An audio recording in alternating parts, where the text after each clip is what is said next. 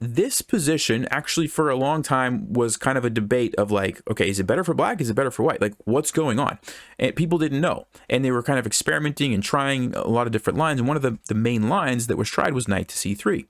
And the idea was that, yes, we're losing our e4 pawn because this is pinned, but we're going to follow that up by castling. And now if black takes, and we take, and they take, look at black's king. This is the whole point, right? We're going to play queen b3, we're attacking the bishop, lining up here, and black's actually in trouble.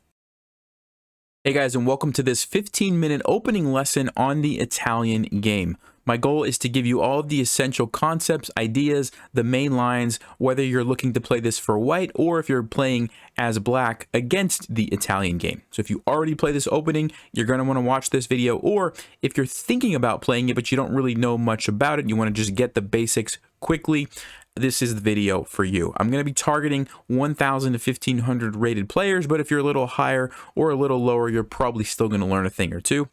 Having said that, let's go ahead and get started. All right, so the starting position for the Italian game is e4, e5, knight f3, knight c6, and bishop to c4. White immediately puts the bishop on this diagonal, attacking the weak f7 square. And there's actually two main ways that the game can go depending on black's response. So the primary responses for black are knight to f6 and bishop to c5. Now, the thing about knight to f6 is it allows this move knight to g5, which leads to some very interesting things. So in my opinion, the two knights defense is the more, you might say, exciting, aggressive approach from black because it allows this. And we're going to talk about that in just a second. Bishop c5, you'll notice one key difference is we can no longer, if we're white, play the move knight to g5 because the queen simply takes it. And so that's kind of a big difference between bishop c5 and knight to f6. Now, if you're playing as black and you would like to kind of avoid some of the main theory behind these two moves, what I recommend you do is play the move bishop to e7. It's not as well known, it's not studied as much, but it's a very solid move. It prevents any knight g5 ideas, right? You have lots of pieces lined up there, and you're going to simply develop and castle, and the game goes on. You're playing chess and you have a nice position. So for example, let's say white castles, you play knight to f6. Knight to g5 doesn't make any sense anymore for white. You simply castle, which is not usually an option in the knight g5 lines. You just castle. And now white doesn't want to make this trade. This is not a good trade for white, right? Giving up the two pieces for the rook and the pawn. This makes no sense. So black is totally fine. So if you are looking to avoid some of the main lines, consider looking into the bishop e7 move.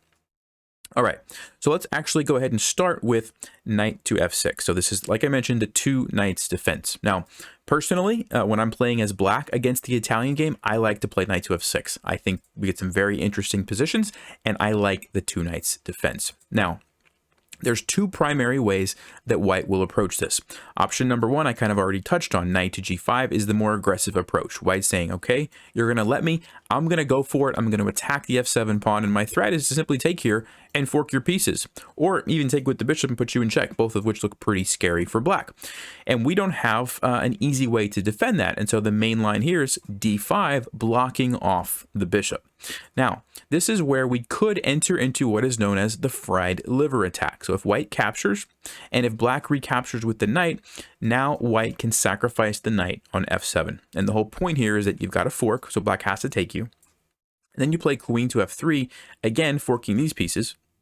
And so the only way black defends the knight is by playing the move king to e6. And yes, temporarily black is ahead a piece, but white has a lot of pressure here. The knight can come out and keep attacking. You're going to castle, d4, rook e1.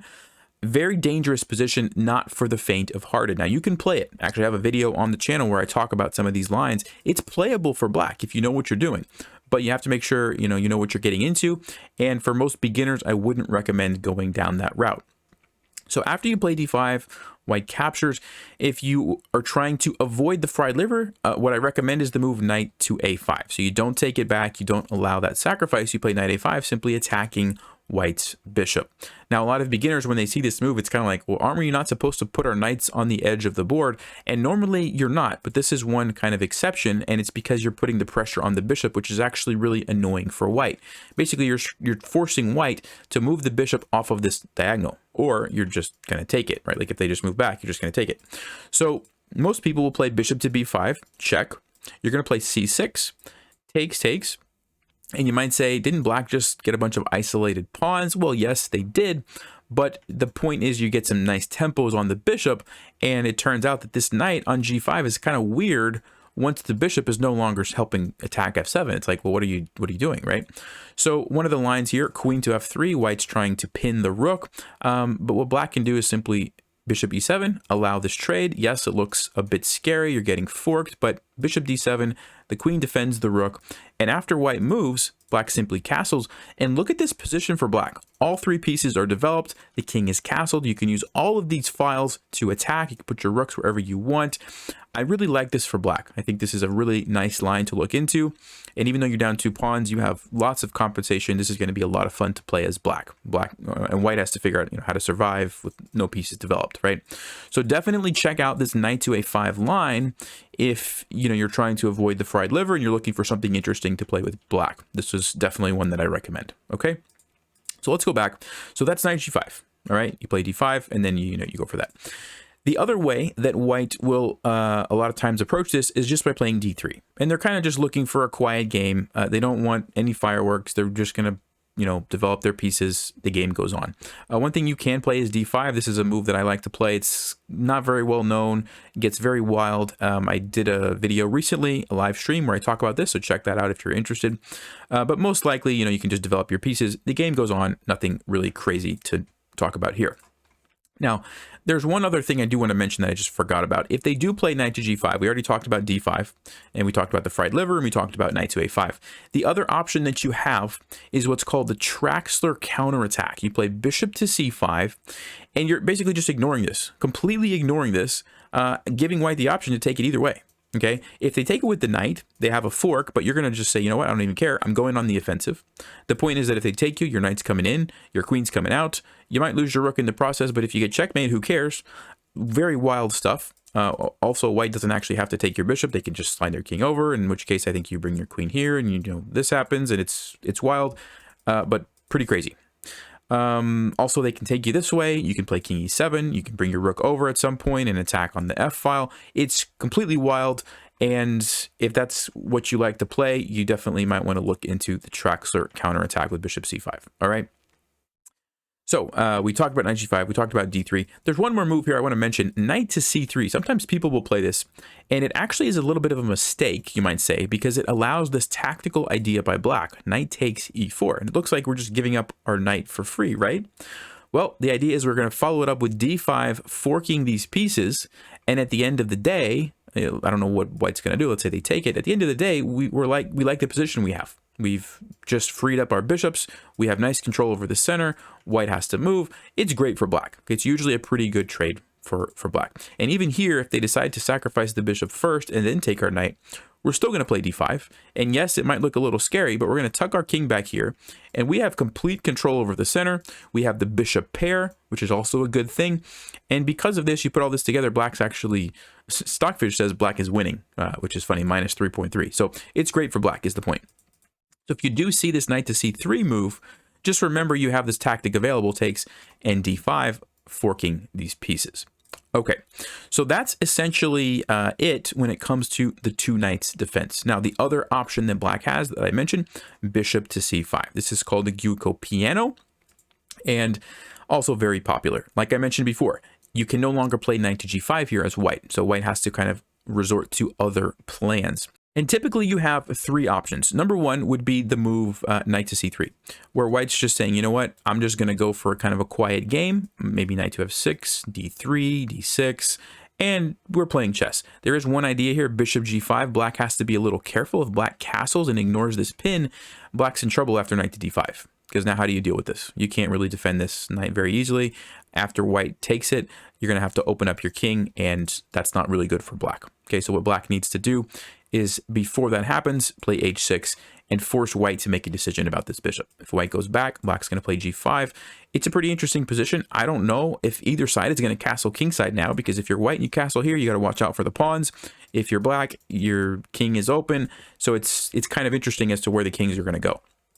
Of course, white could play captures and then hop the knight in. It looks like a nasty fork, but actually you just play queen d8. The game goes on. It's pretty equal. All right, so that's the, knight to c3 followed by d3 line. Pretty quiet and calm. Mostly you're just playing chess.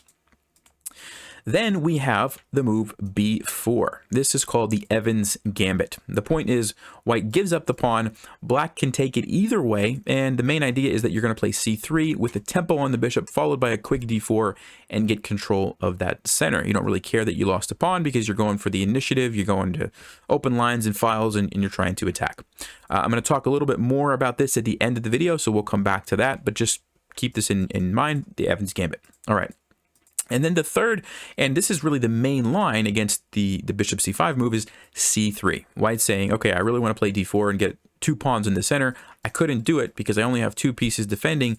Black has 3 pieces stopping me, so I need an extra piece. That's where c3 comes in, getting ready to play d4. Now, usually black will play knight to f6 and attack this e4 pawn. And white has 2 options. You can just defend it, and you get, again, kind of a quiet game. The game goes on, you're going to castle, and at some point in the future, maybe you'll play d4, or you follow through with your plan and you play d4. Now, here's where it gets pretty interesting. Usually black takes, we take back, and then there's bishop to b4 check. Now, on bishop to b4 check, we have to decide how are we blocking this check. And this position actually for a long time was kind of a debate of like, okay, is it better for black? Is it better for white? Like, what's going on? And people didn't know. And they were kind of experimenting and trying a lot of different lines. And one of the main lines that was tried was knight to c3. And the idea was that, yes, we're losing our e4 pawn because this is pinned, but we're going to follow that up by castling. And now if black takes, and we take, and they take, look at black's king. This is the whole point, right? We're going to play queen b3, we're attacking the bishop, lining up here, and black's actually in trouble. For example, if they try to get greedy and take the rook, you take here with check, you bring the bishop to g5, the queen is actually trapped, so after knight to e7, you play rook to e1, black has no way to stop this threat, they're losing their queen, they're losing their knight, their king's in trouble, and white's basically just winning. So there was lots of chances for white to get into a really nice position after this line. So players with the black pieces said, you know what? We don't have to take it with the knight. We can take it with the bishop. And now when white recaptures, we'll play the move d5. We shut down the bishop. We control this knight, which now blocks the e-file, and we're much safer. And this is a much more solid position for black. And it was. So then the players on the white side decided, you know what? Instead of taking back here, why don't we play d5 first to stop black? And yes, we were temporarily down a piece, but look at this. We have 2 pieces being attacked. We might even play rook e1 or queen e2 and get a 3rd piece under attack. Really wild stuff. Just to give you an idea, one of the main lines, and there's all kinds of different things, but one of the main lines here is bishop f6, rook e1, knight to e7, saving 1 piece, but we take this one. d6, bishop here, we trade, black castles, and now white has this crazy move, knight takes h7, and then king takes, the queen comes out, goes back over here, and Stockfish actually, well, first of all, you look at this, you might say, oh, isn't black just getting checkmated? Well, no, because f6 or f5, and black's king is going to escape. And Stockfish actually says the position's equal. And you can imagine there could be some sort of perpetual check, maybe, you know, if you go back and forth, back and forth, back and forth. Although this is actually a mistake because knight g6, now that I'm looking at it with the engine here, is winning for black. So the point is, it's very tricky, and it's not clear that white actually has an advantage. That's the point. So if we go all the way back, way back here, white players decided, you know what? I don't really know that knight c3 gives us much of an advantage. And so they kind of decided, let's just play bishop to d2 instead. And then now black doesn't really have the option to take on e4, because now you can take, and then you have, what's the move here?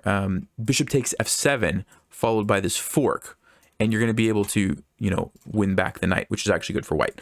So bishop to d2, black most likely will take, white will take, and you get this position, which, okay, it's pretty equal. Black's going to play d5, they have some counterplay in the center, the game goes on, but it's relatively equal. So that's kind of the story with the c3 line. Well, take it or leave it. I don't really know exactly what that means for you, but that's basically what's going on. Now, how many people are going to know all of that theory at the lower levels? Probably most people aren't going to know all of that, but I wanted you guys to have that there, okay? So those are the 3 main options against bishop c5. We talked about the sort of the quiet line of knight c3 and d3. We talked about the Evans Gambit. We talked about the main line c3. Now, I mentioned the Evans Gambit before. There's actually a lot more to be learned here about this opening. It's very interesting, and you're going to want to watch this video next. It's the first of a 3-part series where I actually analyzed like the top mistakes that people were making in the Evans Gambit.